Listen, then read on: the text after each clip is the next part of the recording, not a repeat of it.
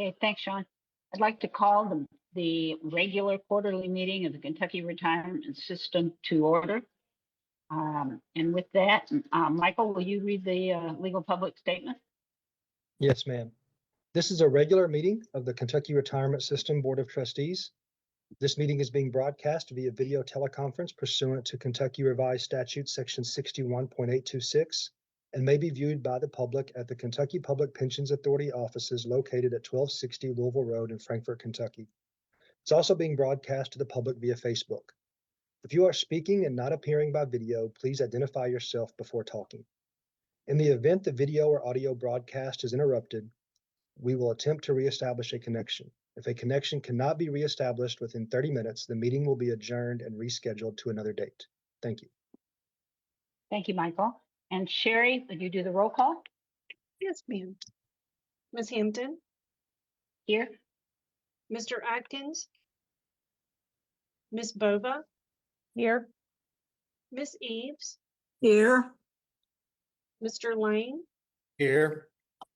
Dr. Miller, Here. Mr. Piercy, Here. Mr. Summers, Here. and Ms. Thompson. Here. Thank you. Thank you all. Sherry, are there any public comments? No, ma'am, no public comments today. Thank you. Okay, the first item we have is the approval of the minutes, and we have 4 sets of minutes: December 4th, 2024, January 3rd, 2023, 3 sets, January 3rd, 2025, and February 11th, 2025. Is there any comment or any changes that you see to the minutes? Any other discussion on the minutes? Okay, why don't we take all the minutes at once? Is anyone in favor of approving the minutes that I just read, December 17th, January 3rd, and February 11th? Please say aye. Aye. Aye. Is there anyone opposed? I'm sorry, In the did minutes? you get a motion? Yeah, I'll make a motion. We approve all 4 of those minutes. Okay, thank you. I'll second. Okay, and Michael, do we need to do the vote again? Yes, please. Okay, so all those in favor, please say aye. Aye. Aye. Opposed? Hearing none, the motion is adopted. The next thing we have on the agenda is a report of the Joint Retirement Health Plan Committee, and Dr. Miller. Yeah, we had a great meeting. I'm going to pass to the expert in this area, Miss Connie Petty-Johns. Thank you, Dr. Miller.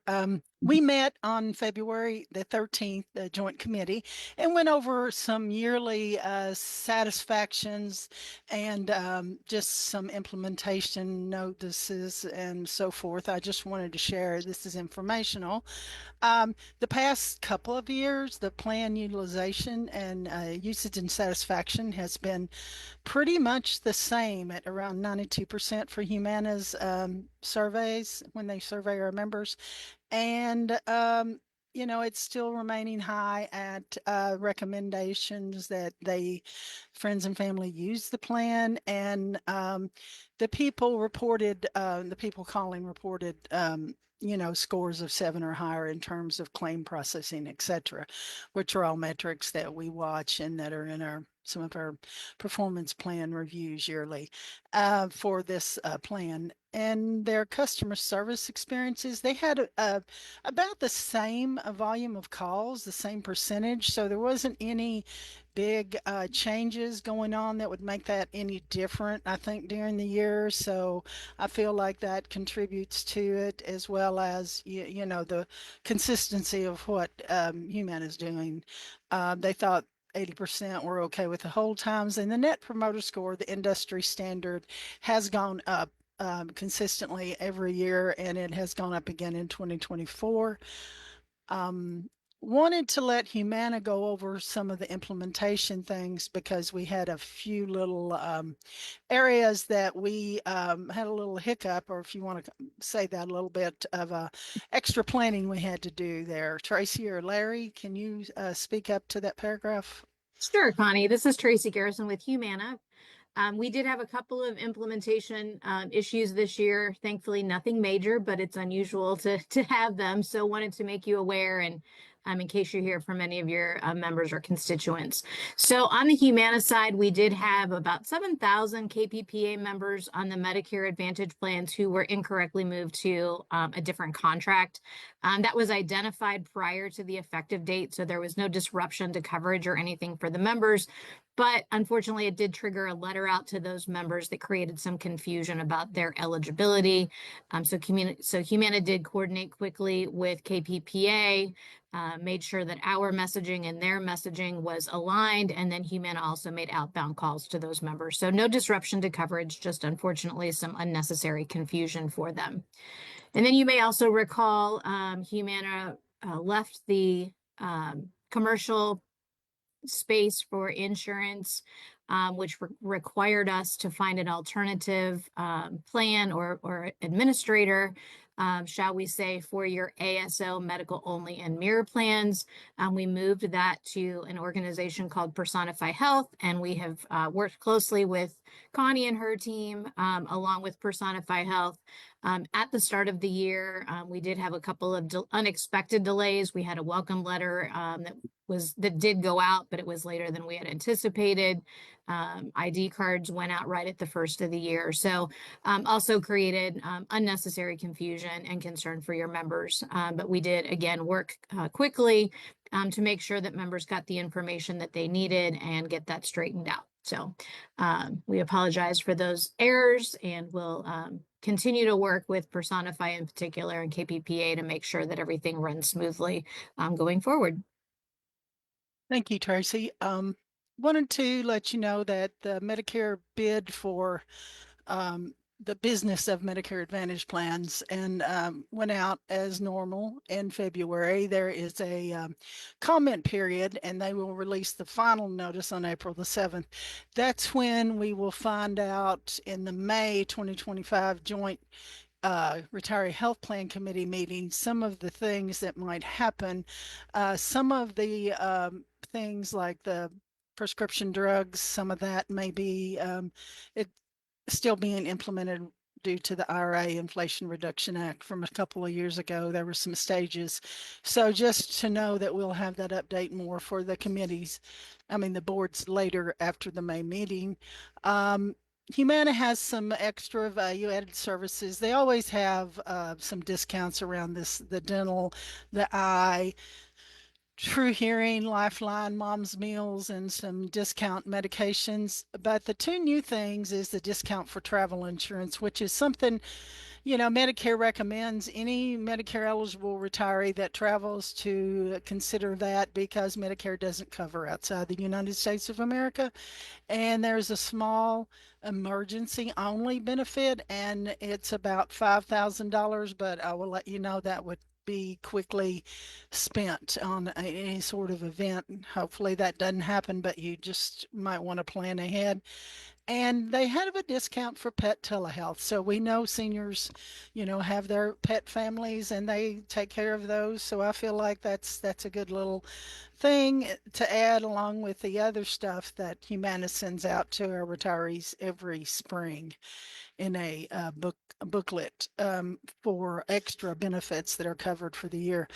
And the thing about open enrollment, it went pretty steady. We had a few less calls this year, but we did have more virtual appointments and in-person appointments going up a little bit from the past years. And we still attended 10 events out in the community of Kentucky across the state, and partnering with our non-Medicare eligible vendor, the Department of Employee Insurance, with the state employee health plans, and then the Humana Medicare Advantage and medical only plans. We did that, as well as attended retiree meetings and webinars, and that are posted, and as well as lots of hits after the webinar posted, because we leave these posted all year for people to access to see what the plans are about. And we're pleased to say that that does go up a little every year, and they use it throughout the year when we have new retirees. So that's really all I have, unless you all have questions, concerns, or anything else for me or Humana. Thank you. Are there any questions? And my screen does not show if anybody has their thumbs up, so just, I don't see anything. Ms. okay, Hampton. thank you. Okay. Thank you all. So I want to, Dr. Miller and Connie, thank you all. Very, very interesting, very complete. And we'll move on to the next thing, which is Mike Lamb and the quarterly financial reports. Thank you. Ms. Hampton, if I may, there's 6 items under there. I'd like to move F up to the top and then move the quarterly administrative budget down to the bottom, if that's okay. I'll start with F. Sounds good. Okay, so basically, this is just a statement on the GASB 68 and 75 reports. The draft reports were presented to the KPPA Audit Committee on 2/25. The reports were accepted by the Audit Committee and sent on to the KPPA Board for their final consideration and approval during their upcoming March 20th meeting. In the meantime, the draft reports have been placed on the KPPA website as well as Excel schedules, and this is so the employers and their own external auditors can review them as needed. The draft reports are also in your appendix in board books for you today. So then moving on to the financial statements themselves. Perfect. I'm going to start on page 24, Sherry. And if you look down at the bottom, you'll see that at the end of 2025, December 31, 2024, which is fiscal year 25, fiduciary net position is 9.1 billion. That's 13.85% or 1.1 billion higher compared to the prior year amount of 8 billion.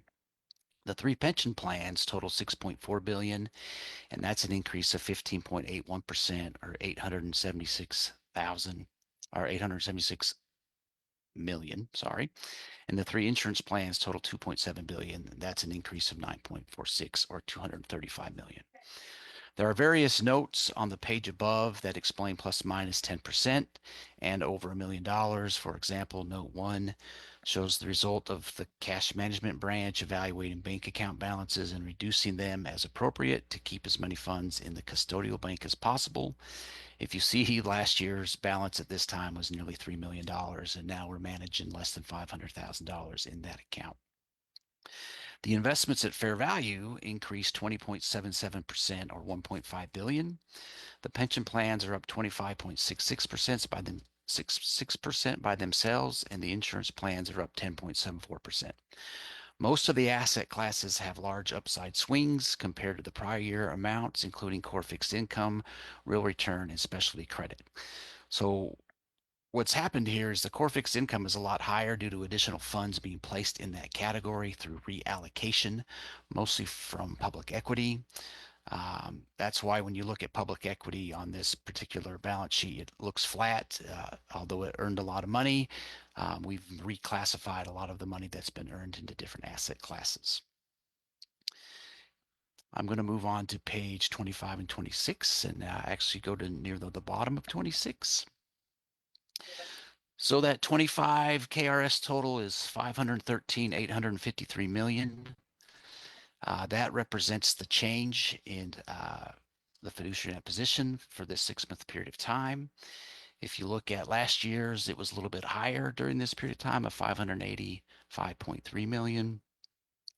The 3 pension plans show 351 million, 46 million, and 35 million respectively, for a total of 432 million. And that's fairly equivalent to the prior increase of 435 for the pension plans. The 3 insurance plans show 55 million, 21 million, and 6 million. And that's for a total of 82 million, and that's 68 million or 46% less than the prior increase of 151 million.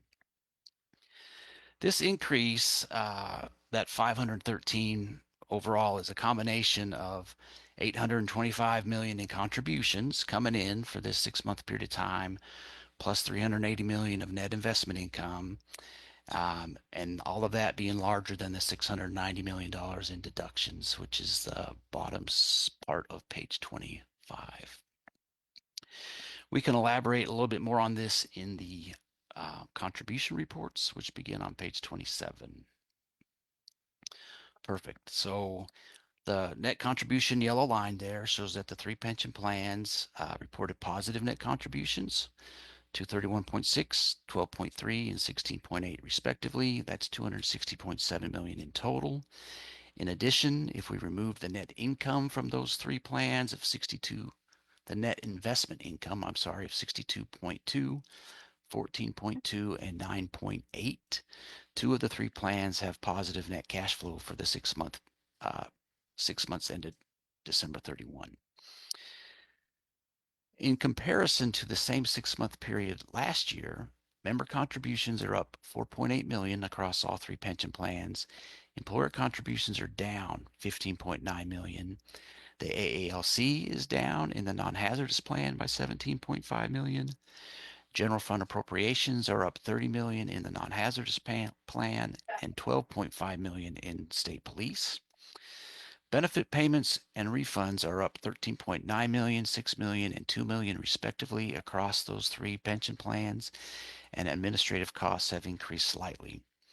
Realized gains for this period far exceed the realized amounts of the prior period, and unrealized gains are much lower than the unrealized gains of the prior period. The insurance one is just on the bottom half of that page. Nope, perfect. So the net contributions here show negative for the three plans due to lower employer contributions, AALC, and no Humana gain share in the first 6 months. If we remove the net investment income of 23.9, 8.2, and 3.4, we show negative cash flow in all three of those insurance plans, which is expected because they're better funded. So that is the financial statements. Before I move on to invoices, any questions on those? Thank you, Mike. Are there any questions of Mike on the financial statements presented? I hear none. Mike, do you want to continue? Yes, thank you. Page 25, Sherry. So this is the traditional outstanding invoices by type and employer report that we present every quarter. This compares December 31, 2024 to 9/30. In total, the grand total is 6.6 million. It was 6.7 million at the end of September.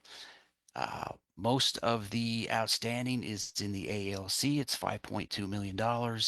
And as you are aware, most of that is related to the Kentucky River Regional Jail, which is somewhat it's tied up in litigation.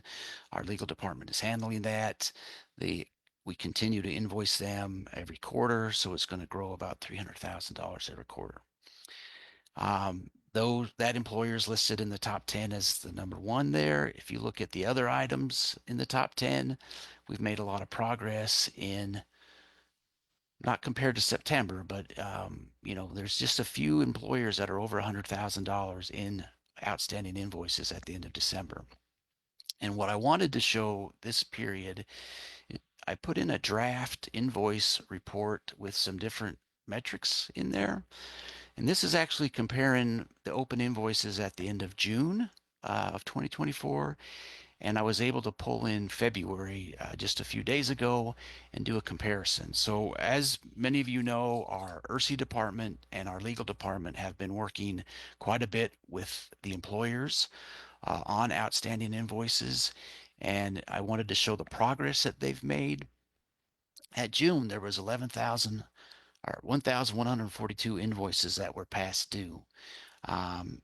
And that was across 105 employers, totaling $7.1 million. It's broken out by buckets, so you can see in the buckets that how many of those invoices are there, what the dollar amounts related to that.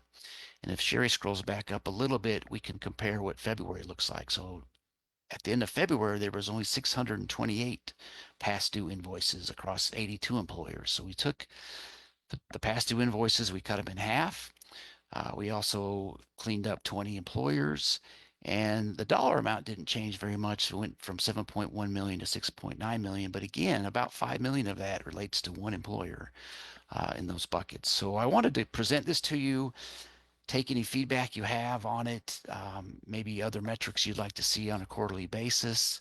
I will likely combine those two reports going forward, showing the buckets and that type of stuff. So I will open that up to questions before I move on. Thank you, Michael. In particular, I thought that that's good information to be able to follow. And I almost felt like looking at it, what it was a couple of years ago when we had the police so far behind. But it looks, it's good to be making progress on that. So are there any other questions to Mike? Okay. Hearing none. Is there a question? No, I'm going to just Jerry? finish the last. No, there's no questions. I see no hands. I can move on if you'd like. Please. Perfect. All right. So then this is all the normal stuff that you see every quarter. There was 20 penalty invoices that were waived or canceled for a total of $20,000. Most of that you'll see as county attorneys, and it was executive management decision. And there was no penalty invoices created this quarter. But if you look at the 24 invoices that were paid, most of them are also county attorneys. So again, the ERSI group and legal have been working diligently with all of the employers, and that county attorney got cleaned up pretty quickly this quarter. And that's kind of what you see on the invoices there. Moving on to page 32 is where we get to the admin budget to actual for the 6-month period of time. That's my summary schedule right there. The notes are below that. I'm just going to touch base on a few of them. But in the personnel line item, KPPA has spent $17.5 million through Q2. That is 47.47% of the entire budget, leaving us $52.53 to spend in the second half. That's 3.54% higher than last year's quarter, and we total 3.54% higher than last year's quarter. The KPPA under legal contracts has spent $885,000 of the annual budget, leaving 56.43%. That's a little bit higher than prior year, and we anticipate additional legal expenses for all of the settlement discussions going on, etc. So maybe in the third quarter, you may see some increased expenses in the legal contracts. In the operational total, KPPA spent $2.6 million, leaving 62.48% of the budget for the next 2 quarters.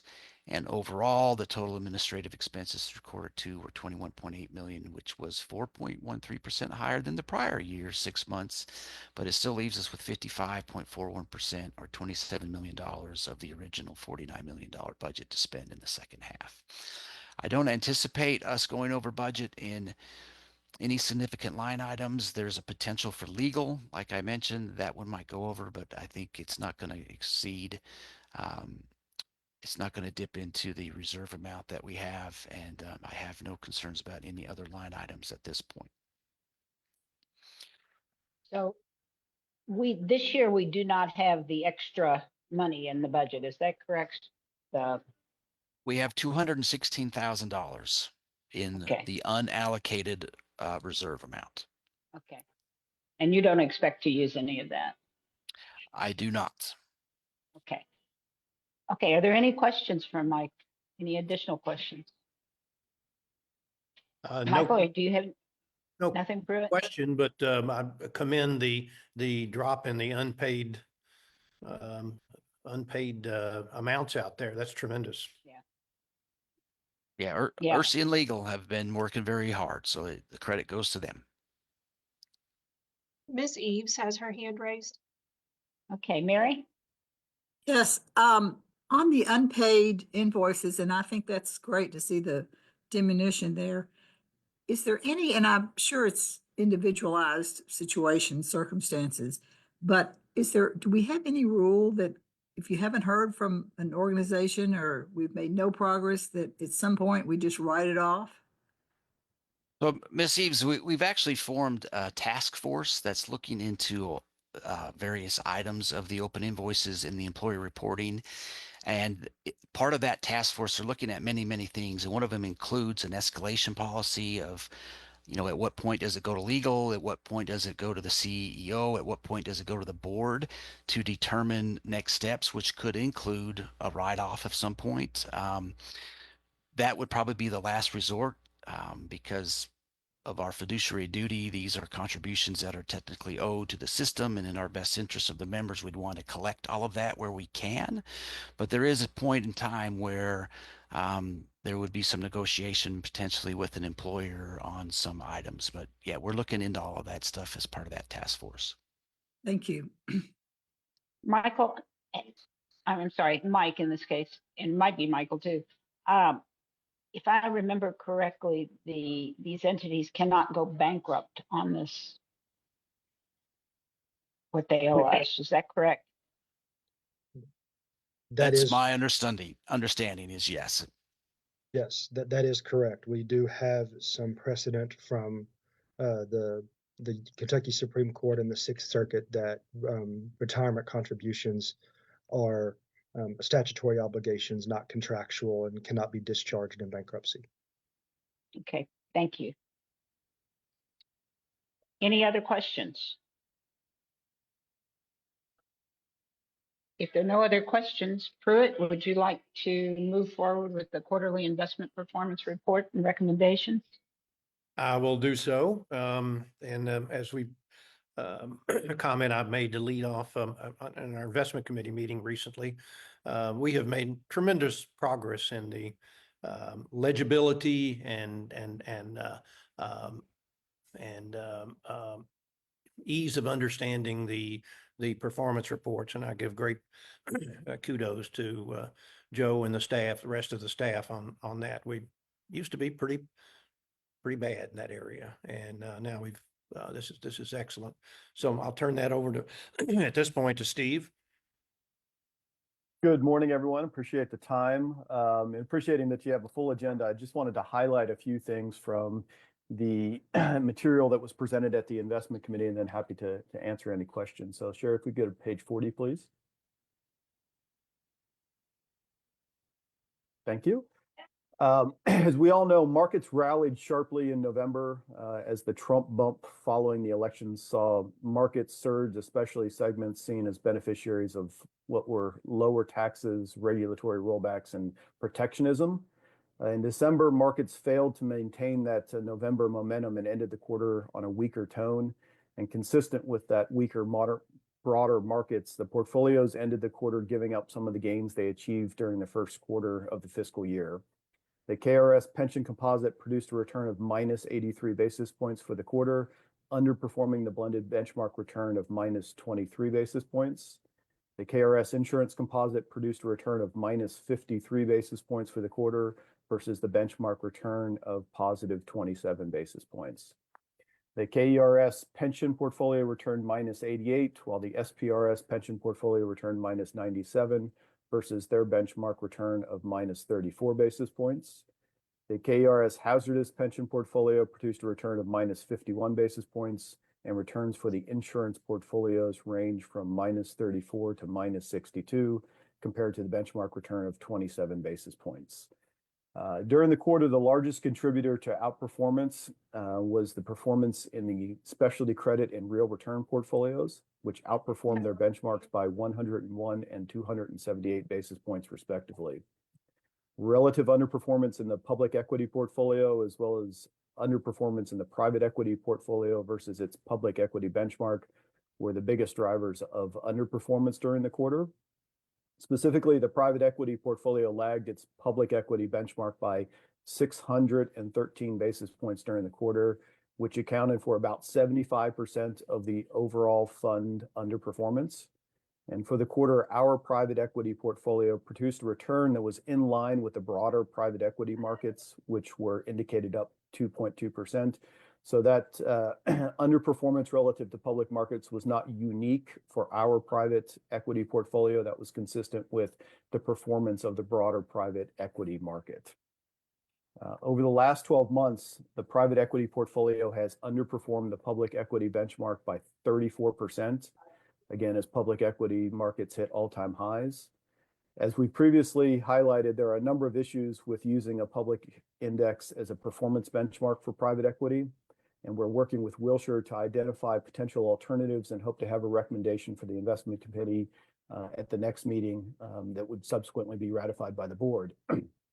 Fiscal year to date, The KRS pension composite produced a return of 4.36%, outperforming the blended benchmark by 15 basis points, while the KRS insurance composite produced a return of 4.63 versus the benchmark return of 4.75.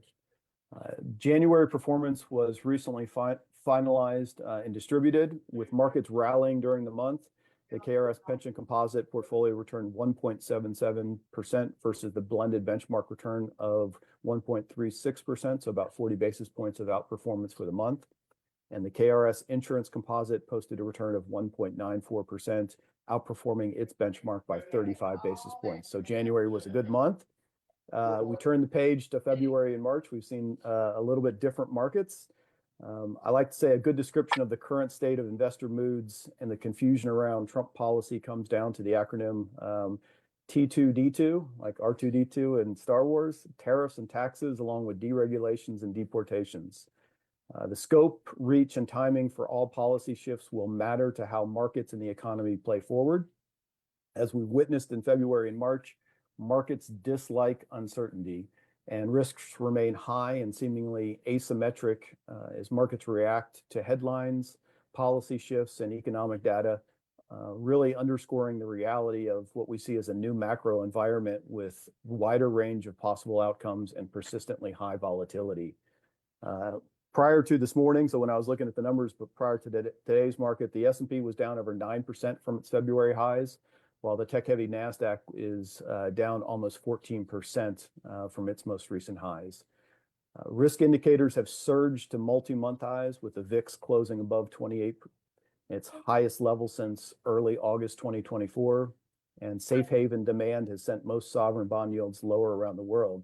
So that's one, if there's any silver lining or benefit to current markets, the volatility, especially in public equities that we're experiencing, is that core fixed income, which again, we recently increased our allocation to core fixed income, and given the increase in yields has acted as a ballast as it has in the past. As we know, when we went through the ZIRP world, there wasn't much ballast to core fixed income. So the higher yields that they've offered and the retracement in those yields have been a positive benefit to performance.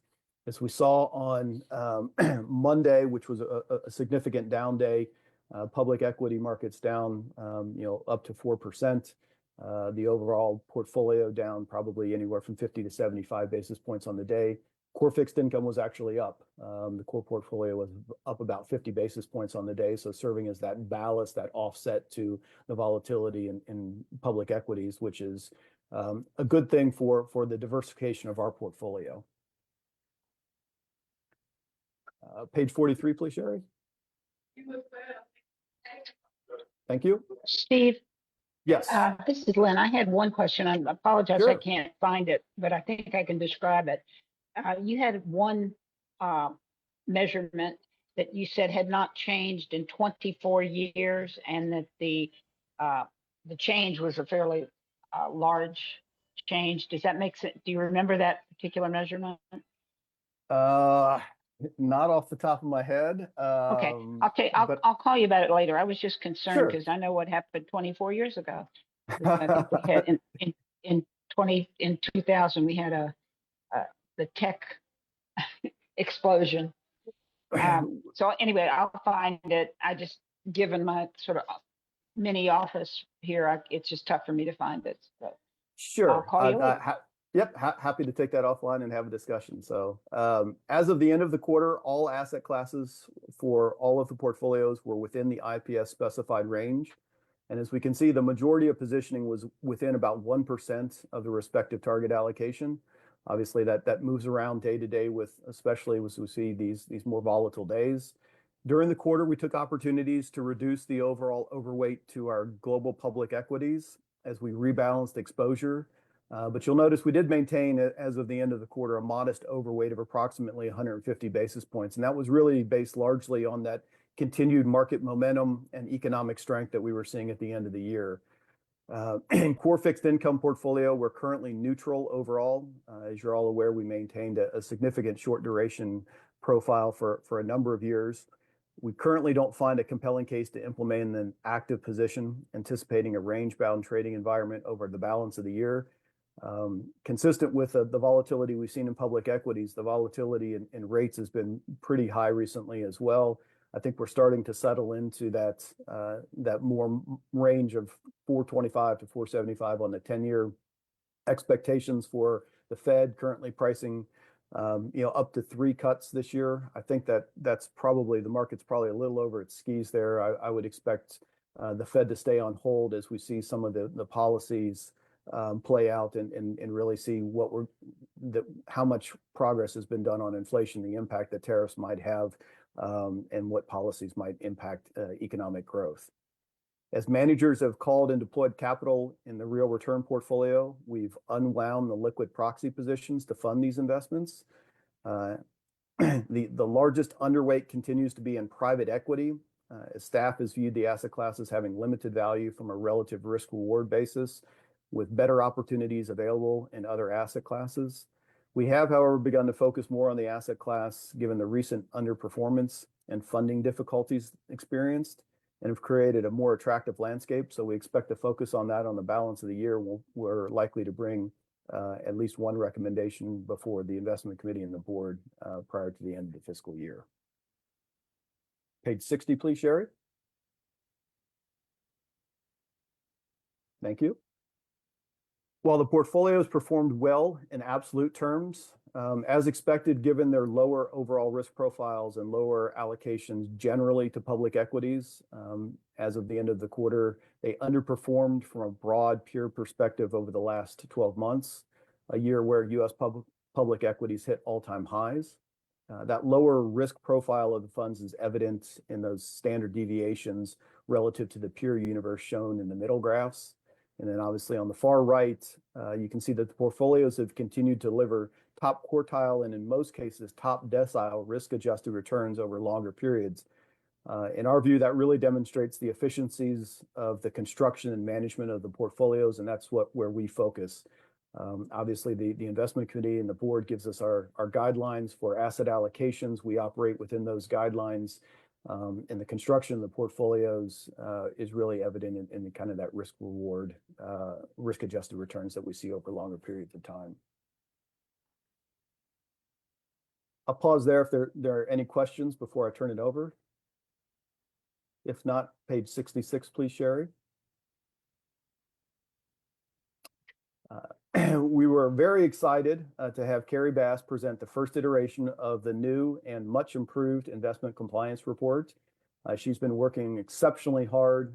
We've had a lot of discussions, and she's done a tremendous amount of work in her new role and already has a number of ideas about ways to further enhance compliance reporting and increase transparency to the board, which we think is very important. So happy to have Carrie walk through the report. Good morning. It's nice to see you all this morning. And I will briefly cover the new quarterly investment compliance report, which is different insofar as the way that it looks, but as far as the substance of the report, it's not too different from the information you've received previously. I'll take the next slide, please. Actually, 2 slides. Number 68. Yes. All guidelines that were looked at during the quarter ending December 31st, 2024 were found to be in compliance. We'll go to the next slide and look at those guidelines. These, again, are essentially the same guidelines that were looked at previously in prior compliance reports, but they just have a new look. You can see in the right-hand column that all of the guidelines were determined to be in compliance for this quarter. I'll take the next slide, please. And just a reminder of what these guidelines are. These are the yes or no requirements stated in the Kentucky Retirement System's IPS and investment guidelines of external and internally managed portfolios. We'll be looking at the entire quarter, not just one point in time. And any time that there's an out of compliance finding or an exception, the investment committee and the board will be provided additional information on what caused that out of compliance finding, including the specific guideline that was out of compliance, the date the exception began, the cause, if there's a resolution date, what that date is, and a description of the resolution. Moving forward, I'll be continuing to work to enhance the reporting that this board and its investment committee receives. Okay, the next slide, please. Then we'll briefly look at the asset allocation compliance review, and this will be exceptions or out of compliance findings only, and there were none in the last quarter, the quarter ending December 31st, 2024. I'll take the next slide, please. And you see in your other materials that you are given information on asset classes that fall outside of the allowable range. The purpose of this report is to provide that substantiation or verification of whether or not the asset class has fallen outside of the allowable range, and if so, to provide the board with additional information on what caused the asset class to fall outside of the allowable range.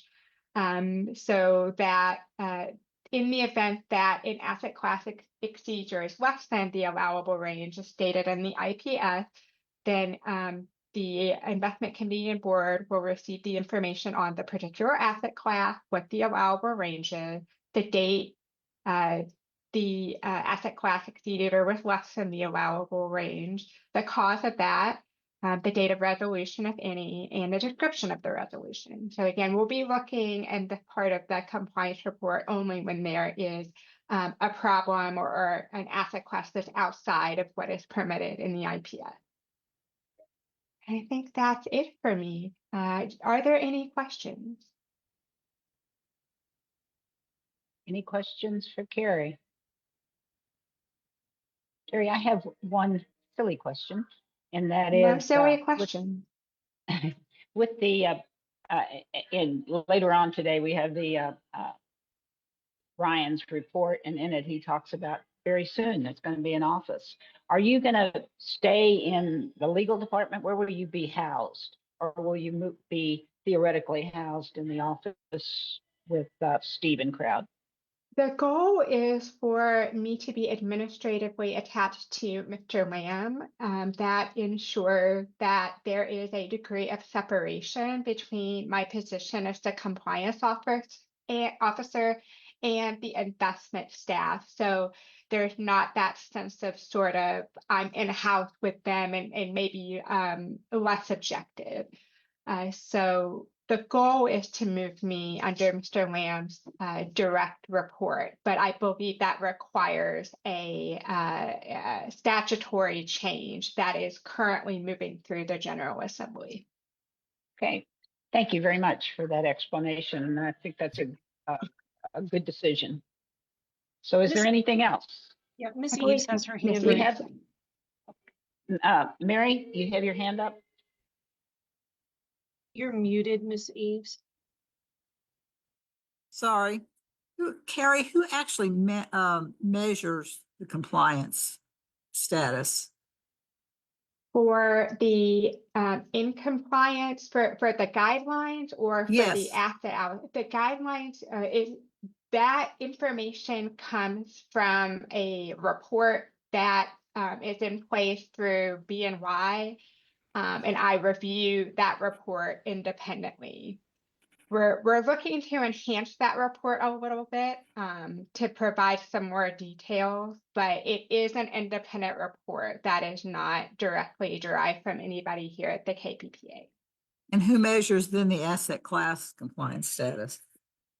That I believe is also a BNY based report, but again, we're hoping to enhance it here in the coming months. Thank you. Okay, thank you, Carrie. Is there anything else for Carrie?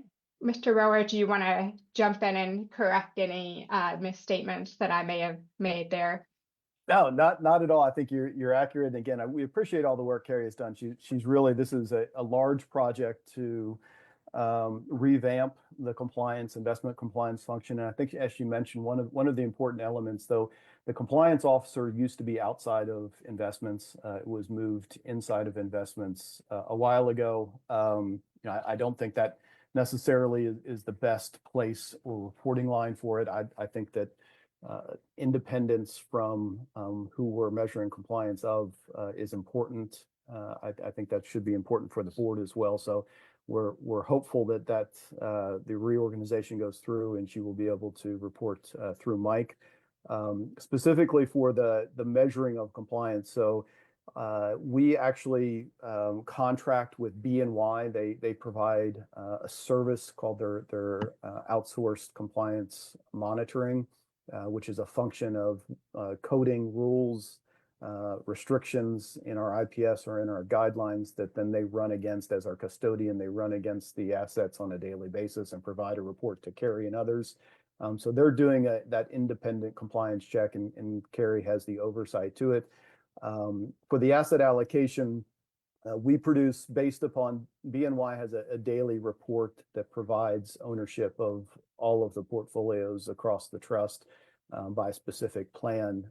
And that information is pulled into both internally into a report that we generate that is an asset allocation based upon BNY's reported numbers.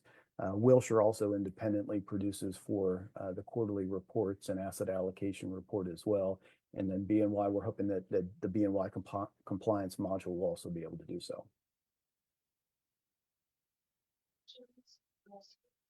Okay. And Ms. Hampton, I Steve, did find that the 24-year high that you had asked about was actually so the over 300 basis point spread between high yield bond and leveraged loan default activity is at a 24-year high.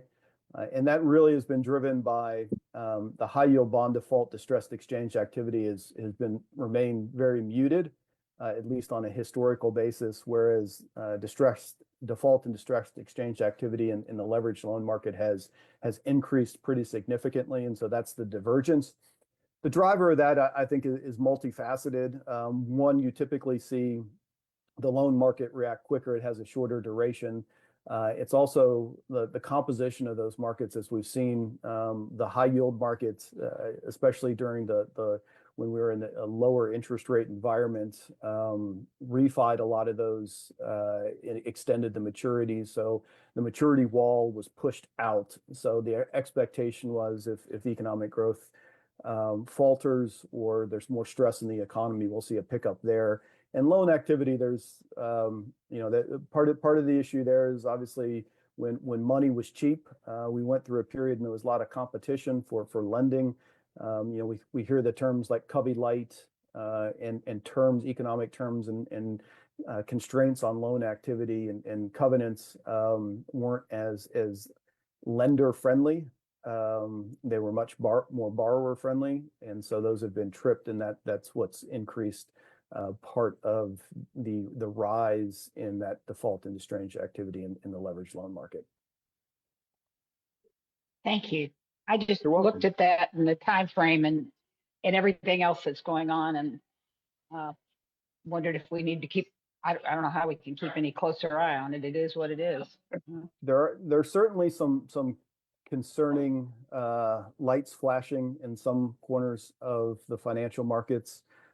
Specifically for us, we've tended to be, especially in the public markets, on the public high yield side and loan side, given that resides in our overall specialty credit allocation. We tend to, and as Anthony talks about a lot, we tend to be more conservative up cap structure in a lot of investments. We're not reaching very far, and especially in those two public mandate markets, we tend to be rather conservative. Obviously, we're not completely insulated from that. We will have impact in our portfolios, but that is, as economic growth faltering will obviously lead to more stress in those types of markets and restructurings or default or exchange activity. Thank you. I think You're you still welcome. got some more material today. I do. So we've got two things additional to cover, and these were recommendations that were approved by the investment committee and need ratification from the board. Sherry, if we could go to page 74, please. First, I'd like to commend Joe and Wilshire on this. This was a very large project to get over the line. A lot of work was done on it. A lot of time was spent on it, and I think the result is fantastic. I think the presentation and the product that they produced was great. Hopefully the board appreciates. I know the IC commented as well, and I hope the board appreciates as well. And really the genesis of these investment recommendations was part of our continuous review of the structure of the public equity portfolio to ensure optimal allocations and exposures, as well as the most efficient utilization of our risk budget. And through this process, staff made the determination to recommend retiring the existing internally managed U.S. large cap factor-based public equity portfolio. You often hear us refer to that as scientific beta. And that's because it's modeled after scientific beta's U.S. 4-factor equal weight index. And that determination was made as these factors have not been rewarded in the portfolio for any sustainable period. And staff did not anticipate a change in the market opportunity dynamics. So we just thought it was time, better use of that capital. Joe and Wilshire conducted a comprehensive and competitive search process that resulted in the recommendations that were unanimously approved by the investment committee. And that was to invest up to 6.25% of the total global public equity allocation in the JP Morgan US large cap core equity strategy, and to invest up to 6.25% of the total global public equity allocation in the T. Rowe Price US structured research equity strategy, both obviously subject to successful contract negotiations. The addition of these two portfolios will create a more efficient overall public equity portfolio with a better risk reward profile and increased diversification, as both strategies have low to negative correlations with the existing portfolio. And the strategies are really complementary to each other in providing better outcomes than either strategy independently. When we originally undertook this, we were looking at a single mandate to replace that scientific beta portfolio. Joe and Wilshire did great work and actually came to the conclusion that these two mandates combined result in a better outcome. Initial funding, as mentioned in the report, would come from the scientific beta portfolio, with additional funding from the internally managed S&P passive portfolio. I'll pause there for questions. Joe, you can add some additional color if you'd like, anything that and answer any questions that anybody may have. Joe, do you have anything to say before we take questions? No, I think Steve did a great synopsis of it. Really, the idea was we wanted to try to continue to improve on the efficiency of the portfolio, and we think this does that by eliminating the internal factor base. We're taking some structural biases out of the portfolio and replacing that with strategies that should be able to outperform over a market cycle regardless of factor influences. So they're very much focused on relative outperformance through stock selection. They have very similar fundamental philosophy, but the way they execute it is different. The portfolio construction is very different, which it leads to why they are such a good pairing. They complement each other well, but at the same time, they don't double up on the same bets, for instance. So their correlations are not overly high together. However, they do provide that diversification with the rest of the portfolio, and they provide an attractive return stream, we think, going forward for the portfolio. Okay, thank you. Are there any questions for Joe or Steve on this? Well, I'll just add that you made me feel really smart, because the two funds that I have in my portfolio are T. Rowe Price and JP Morgan. So, Great minds, right? Great minds. Yeah, right. Steve, do you have anything else to say about these, or do you want to go on to the discussion on the change to the public equity asset class benchmark? Unless there's questions specifically on either of these mandates, we're happy to answer those. And I don't know if you want to take a vote on this first and then cover the next, or we can do it collectively. Up to you. We could do that, or we could wait for the last one on the asset class benchmark and do them all at once. So perfect. Then Sherry, can we go to page 105? And I'll keep Joe on the line. Joe's smarter than I am, knows more than I do about this, but a brief overview. So the investment committee also unanimously approved both staff and Wilshire's recommendation to adopt the MSCI All Country World Investable Market Index, commonly referred to as the MSCI ACWI IMI, as the IPS performance benchmark for the total global public equity asset class. The investment policy statement currently prescribes the MSCI All Country World Index Net USD. We commonly refer to that, as you'll see it, as the MSCI ACWI $net as a performance benchmark for the public equity asset class. As part of our review and analysis of IPS performance benchmarks, we've talked about the one that we're currently working on with private equity. This was part of that. We're continuously reviewing our benchmarks to ensure that they're appropriate. Staff and Wilshire determined that the current index does not accurately represent the intended public equity investment opportunity universe and embeds an unintended bias in the global equity allocation and an increased level of tracking error. The new MSCI ACWI IMI benchmark represents a better alignment of the actual exposure and strategy of the portfolio, as well as we feel the desires of the board for broad diversification, and would reduce the systemic tracking error of the global public equity portfolio. So the recommendation was made to change from one MSCI index to the other MSCI index as the performance benchmark for the global public equity asset allocation. Joe, anything you want to add there, or happy to answer questions? No, it's simply that it's not as reflective as the exposures that's currently within the portfolio, and like you said, what we believe the board to ultimately want is a well-diversified portfolio, and the current benchmark eliminates the bottom 15% of the investable universe, and so we don't think that's consistent with the desired diversification nor the way the portfolio is implemented at this time. So the IMI would be a more appropriate benchmark. Wilshire, is there anything you want to add too? I know you did some work, sorry. No, I think we've covered that pretty well. This is in line with how the portfolio was managed when they were two separate asset classes, US and non-US. The non-US did use the MSCI ACWI ex-US IMI. So this is more bringing it back in line with how the portfolio had been benchmarked before. That's a good background, Chris. So prior to the implementation of a single asset class target, which is the global public equity, we had a specific target for US public equities, which was the Russell 3. And as Chris mentioned, the MSCI ACWI IMI ex-US for the global. So when those were brought together as a single asset class and with a single target and a single performance benchmark, at the time that the net ACWI index was used, and again, we don't think that is reflective of the diversification intentions of the board or the investment committee. Thank you. That makes makes a lot. When did this global index start existing?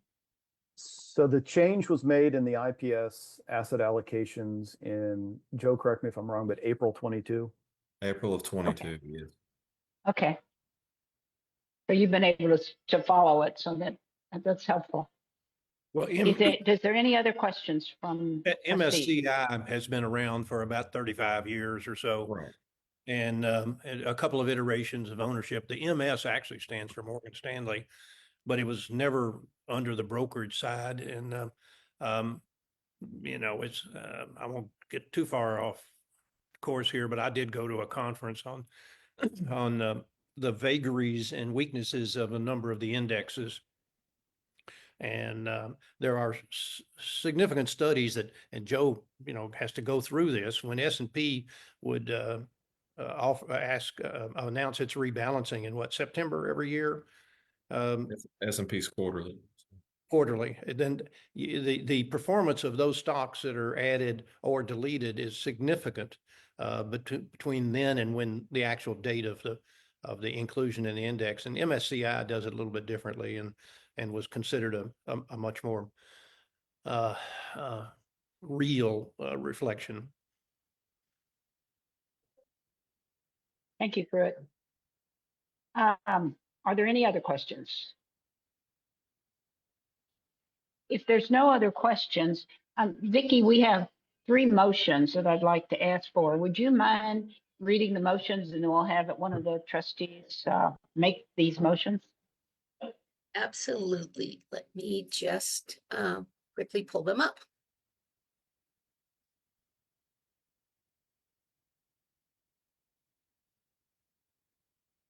Sorry, I had turned my page for a minute. Sorry, I should ask you this earlier. No, that's okay.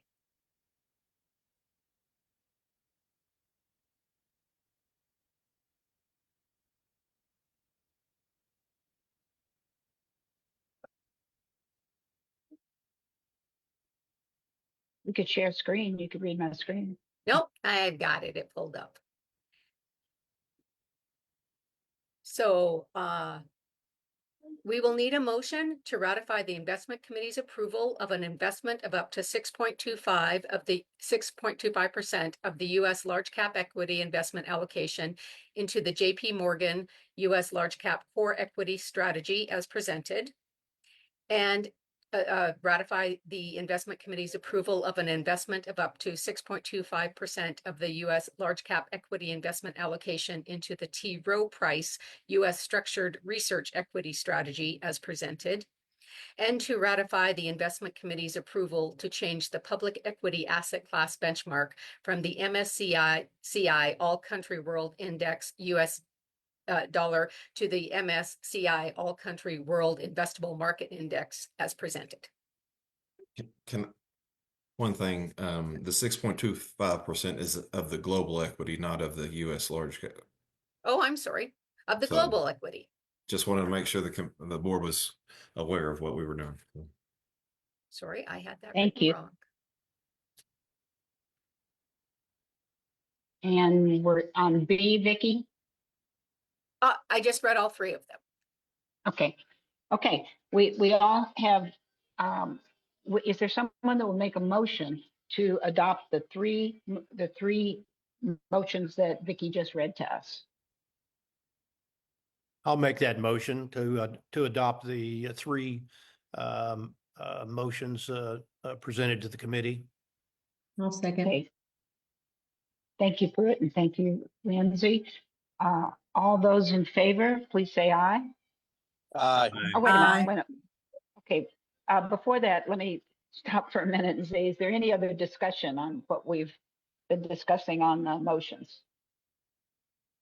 If there's none, all those in favor, please say aye. Aye. Aye. Aye. Anyone opposed? Hearing none, the 3 motions are adopted. And with that, we're on to John with the CEO report. Good morning to everybody. Want to report on what's been happening and what I've been involved in the last 3 months since our December meeting. I've been heavily involved in the 2 topics that we'll talk about in closed session over that period of time. I'll turn my phone off here. 150. Excuse me. I participated in some of the update meetings on the unpaid invoices that Mike reported on earlier, and they're making progress in that way. I also participated in the investment committee meetings. I attended all of the PPOB meetings, the Public Pension Oversight Board meetings that have occurred since the last time.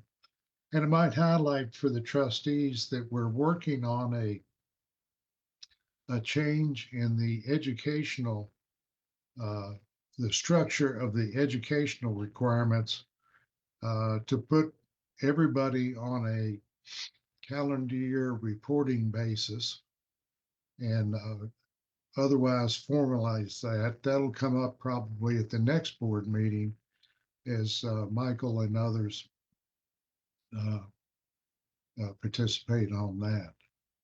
So that's really all I had this morning. John, does the PPOB meet more often when they're in session, or is it basically the same?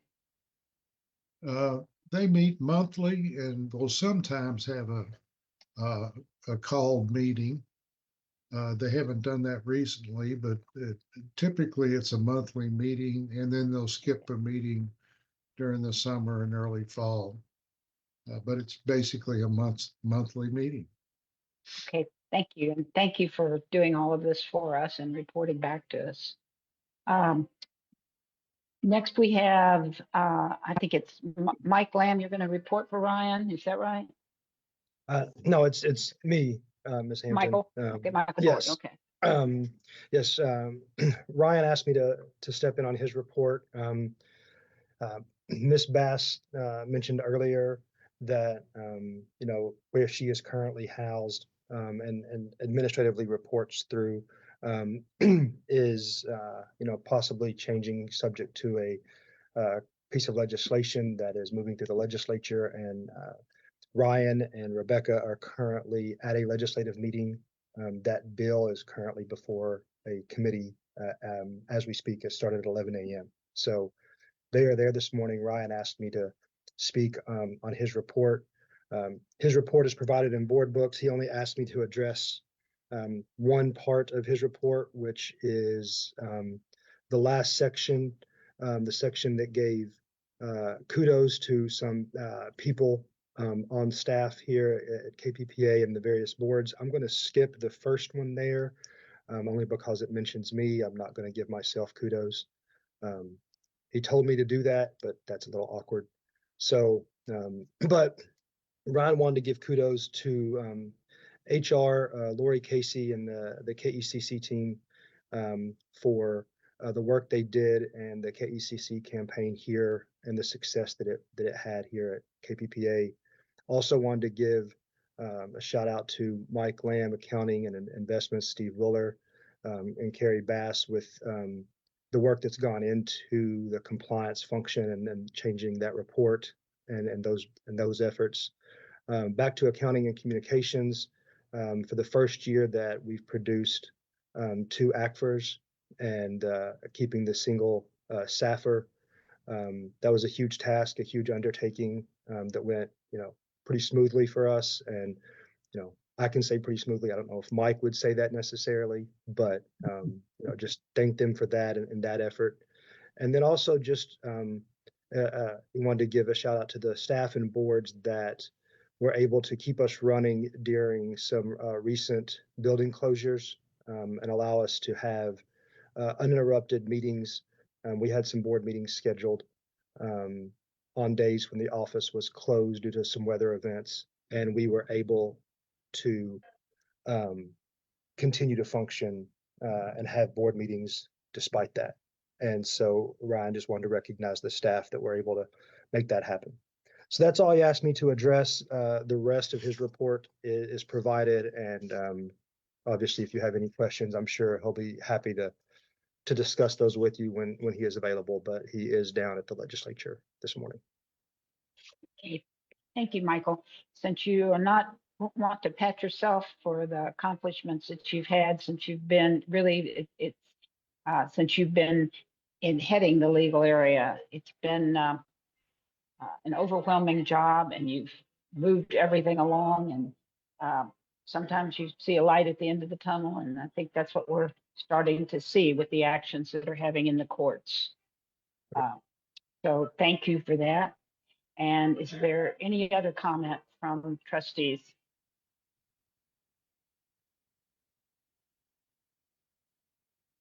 Okay, hearing none, we would like to have a motion to enter into closed session pursuant to KRS 61.810C to discuss pending litigation. Is there a motion? So moved. Thank you. And a second? I'll second that, Lynn. Crystal. Thank So all those in favor, Aye. please say aye. Aye. Aye. Opposed? Please say no. Okay. The, the motion having been made in open session to move into closed session for a specific purpose, and such motion having carried by majority vote in open public session, the committee shall now enter into closed session to discuss pending litigation pursuant to KRS 61.810C. With that, Thanks, Sean,